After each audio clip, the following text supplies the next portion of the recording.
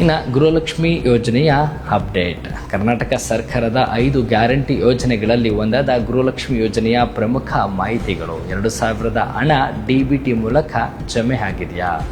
ರಾಜ್ಯದ 1.28 ಕೋಟಿಗೂ ಹೆಚ್ಚು ಅರ್ಹ ಫಲಾನುಭವಿ ಮಹಿಳೆಯರ ಖಾತೆಗೆ ಪ್ರತಿ ತಿಂಗಳು 2,000 ನೇರ ನಗದು ವರ್ಗಾವಣೆ ಮೂಲಕ ಅಂದರೆ DBT ಮೂಲಕ ವರ್ಗಾವಣೆ ಆಗ್ತಿದ್ದು, ಪ್ರಸಕ್ತ ಕಂತಿನ ಹಣ ಹಂತವಾಗಿ ಖಾತೆಗಳಿಗೆ ತಲುಪುತ್ತಿದೆ. ಈ KYC ಮತ್ತು ಆಧಾರ್ ಲಿಂಕ್ ಬ್ಯಾಂಕ್ ಖಾತೆಗೆ ಆಧಾರ್ ಹಾಗೂ NPC ಮ್ಯಾಪಿಂಗ್ ಲಿಂಕ್ ಆಗದಿರುವ ಮಹಿಳೆಯರ ಹಣ ತಡೆ ಹಿಡಿಯಲ್ಪಟ್ಟಿದ್ದು, ತಕ್ಷಣವೇ ಬ್ಯಾಂಕ್ ತೆರಳಿ ಈ KYC ಪೂರ್ಣಗೊಳಿಸಲು ಮಹಿಳಾ ಮತ್ತು ಮಕ್ಕಳ ಕಲ್ಯಾಣ ಇಲಾಖೆ ಸೂಚಿಸಿದೆ.